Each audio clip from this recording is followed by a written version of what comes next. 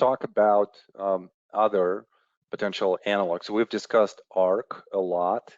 We actually had the anatomy of the trade in ARK. So this is where, as the whole group, with the whole class, we have the voting as to what kind of trade we're gonna pick, where we're gonna enter, what we're gonna do, add or trim. It's kind of like a fun exercise together with students in this class. So we were trading short in ARK, I believe. Bruce, help me out. I think somewhere here.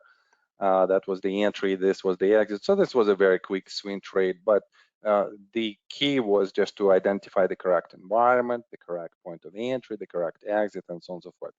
But it's not about this trade. There is an uncanny similarity of ARK, of current ARK chart with the Nasdaq 2000-2003. I'm sure that you've seen it somewhere on Twitter. Many people actually kind of had the same type of the idea. So you know, even though it is an original idea in this class, but you know, it's popular everywhere else. So major sign of weakness into 2, then spring event into 3. We kind of have all of this. 4 and 5 create, you know, this smaller range in the upper part of that trading range. 6 creates a sign of weakness, and then we go into a downtrend.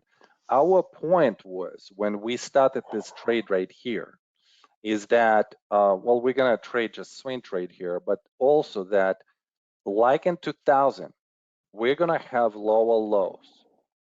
And look at point number 9, how amazingly accurate this whole analog is, especially after 7 and 8, 7 and 8. But to me, Bruce, what this chart is telling me, that 9 is just an attempt to stop. It's not the actual stop in action where this is the lowest low. This could be just the first attempt to stop, just because we are at the extremely oversold, extremely bearish low. So intermediate selling climax, not necessarily a terminal selling climax, which occurred back here in 2002 into 2003 March low. This was the trading range of interest to us. So there will be much lower objectives. And what do we see in 2000 out of that oversold intermediate selling climax low? A very sharp rally. And where is the target for this rally? Or at least where was it? Somewhere around point number 7 into that new high. So point number 7 is somewhere here. So from, if I see this correctly, from 35 or 40, where we're currently in, to about 60. That's a very sharp rally of about 50%. And here's an idea, because we are discussing a lot about, you know, the long-term switch, the long-term rotation from growth to value. But periodically, growth will outperform. And it will outperform not necessarily for fundamental reasons, but more for technical reasons. Whenever the asset is extremely oversold, you will have moments in the bear markets where technical rallies will happen. They will be very sharp, duration will be very short, and they will be very much momentum type of rallies.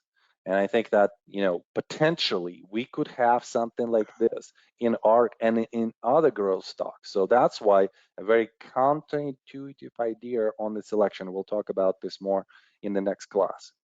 Some of the growth stocks actually have potential for a very, very good swing trade. So I just want to put this in your minds.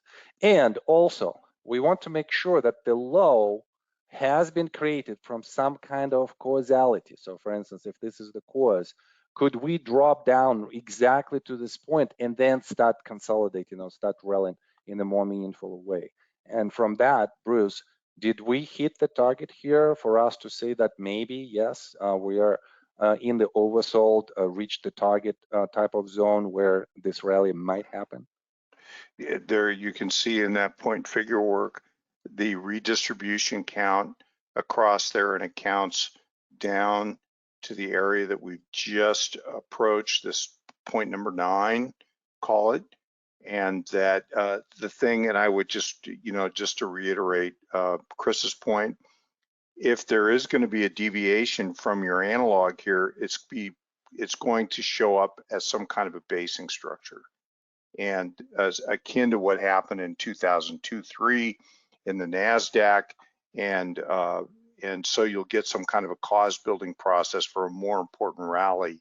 You can definitely get good counter trend rallies in bear markets that can be quite impressive. And also keep in mind that speculators are go back to their favorite old stocks, and this is the way they tend to trade. And so they're going to go back to what worked for them before, which was the stocks that were hot in the bull market.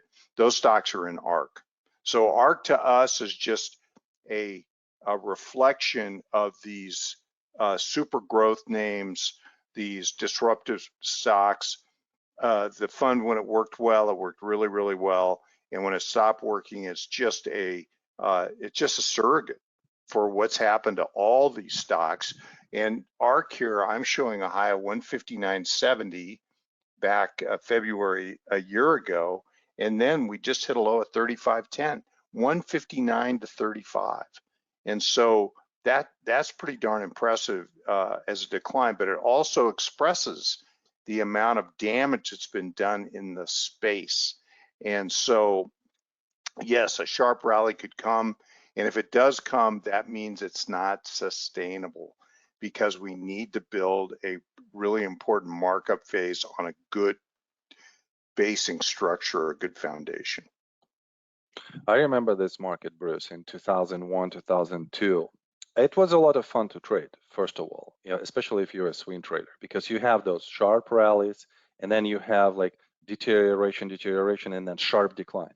So if you're a swing trader and you understand how you apply the Wyckoff methodology, you could trade this, and you could trade this very successfully. And then once you see that there is a much more proper bottom information for the long-term campaign, this is where you're coming in, you do your PNF, and you say, yeah, from now on, we are going to go up. That's number one. We are going to outperform. So there's element of the selection and strength or weakness on a comparative basis, and we're going to reach specific targets.